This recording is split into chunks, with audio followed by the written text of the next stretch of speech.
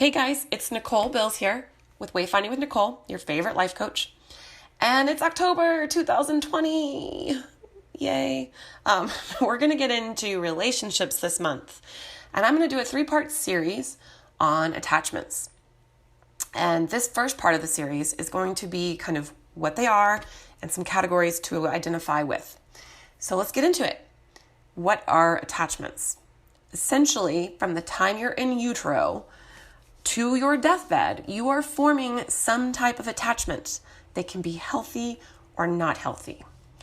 They are the experiences that we're left with enough people that have had enough continued patterns in our lives that they kind of reinforce this narrative in our mind. That information is just deeply rooted into our hearts and our minds on who we can trust and who we cannot trust. And most people think of them as like what your caregivers kind of leave you with, but I'm here to tell you, yes, those can be deep old wounds that maybe sometimes are unseen, but you constantly form new wounds. That's the ticket to life, right? You could be raised by happy, healthy parents ready to face the world, and then your crush or other adults or your friends, or you just are a preteen altogether, they bring new interactions into your life that either confirm the way you're raised or change the way you're going to form attachments from here on out, right? So, and vice versa. You could have horrible parents and meet wonderful people and kind of heal yourself from that. And I like to think of it like a quilt that maybe you inherit from your great-grandmother. You'll have parts that are beautifully sewn together and they're in perfect mint condition, and then you might have some tattered parts. The quilt as a whole keeps you warm and cozy, and you can go in and you can repair those tattered parts, but you still have kind of a place where you know that they were, where it was damaged originally, right? So, what am I saying? I'm saying that if we get into these descriptions and you're like, I'm kind of that, I'm kind of some other, and I'm all of it, which is me, I'm all of them, just know that you're in the right place. You're not in the minority. That's where you should be, right? So in life, we are having experiences unless we lock ourselves away. The moment we're speaking with another human being or texting with another human being, things happen. So that being said, let's get into the descriptions. First and foremost, right? So I don't want you guys to think of this like a ladder. You know, we start a ladder that's descending down into a well. We don't start at the top, and then as the wounds get worse, we get to a worse attachment. I want you to think of it as understanding that we have a secure attachment, and then when wounds happen, depending on how they're delivered to us, is how we define these categories, right? So one is not worse than the other.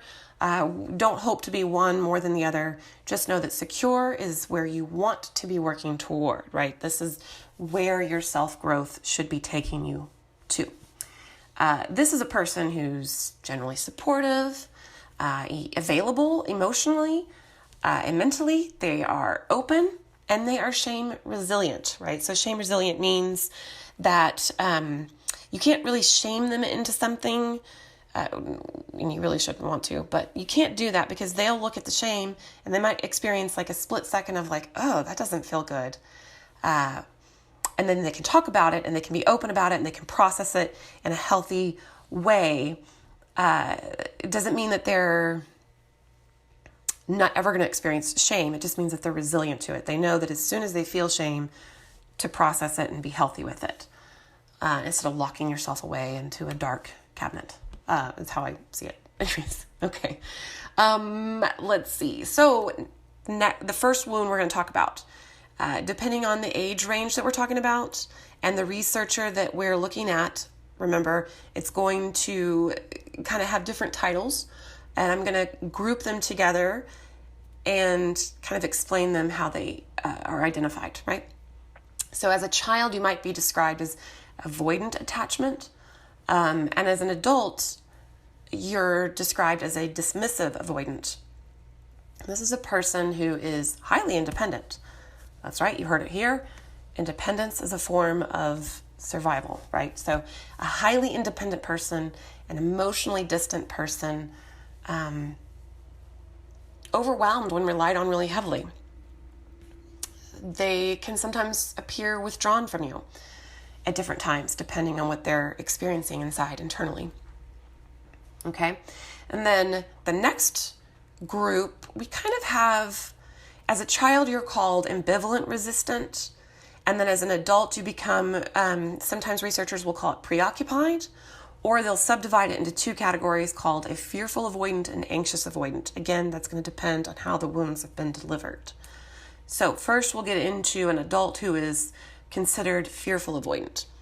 That is someone who the wound is delivered by infrequent emotional support, right? They suffer dysfunction and abuse from their caregivers. They're usually, it doesn't matter if it's primary or not, but it's someone in their childhood abused them, mentally, physically, etc. Usually, and with understanding, they don't trust naturally. They have a feeling that betrayal is always on the horizon, because again, that's the pattern that keeps getting repeated in their life.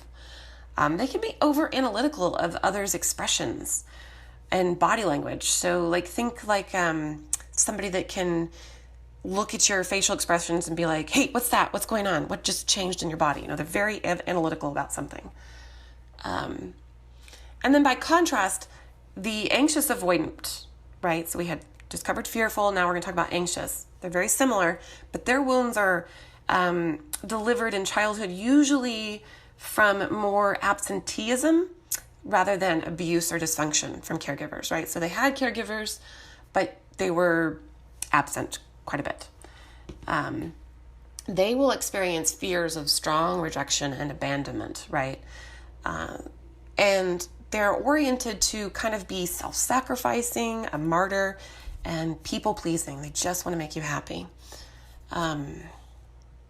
Okay, so now most people ask, am I going to be this way forever? Once I figure out what attachment I am I going to be this way forever? No. And what type of attachment? No, let me finish answering that. No, you're not going to be this way forever. Again, like the quilt analogy. For myself, example, I have wounds that have happened from my 42 years on this planet, and some of them I've healed from, and some of them I'm still working on trying to heal them. So I'm working constantly toward becoming a secure attachment person.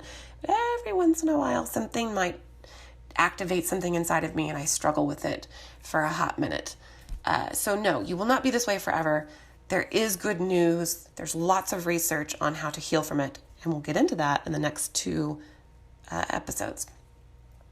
So the second question I get a lot from clients is, what should I look for or avoid in a partner in a relationship? What, essentially people kind of think of it as like astrological signs. Like if I'm Capricorn, should I avoid a Cancer, etc.?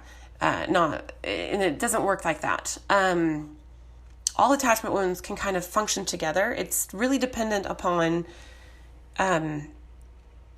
what your boundaries are, right?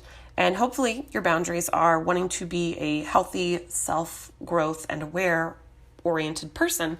And so if you meet someone with another type of attachment wound, hopefully that's who they are. When you both recognize kind of what your triggers are, what's going to activate you and take you back to that insecure emotional place, you can both work together and be moving forward in life. So whoever you choose in life, that's all that's important, right? Hopefully it's someone that's willing to learn and grow. But as long as there's that, then you can cultivate any vulnerability in health and a relationship and become a phenomenal partnership. So, okay, I will talk to you guys next time. I hope you enjoyed this. Let me know if you've got any questions, if you want something else that you want me to cover. And as always, I'm just a click away for a session. Talk to you guys later. Bye.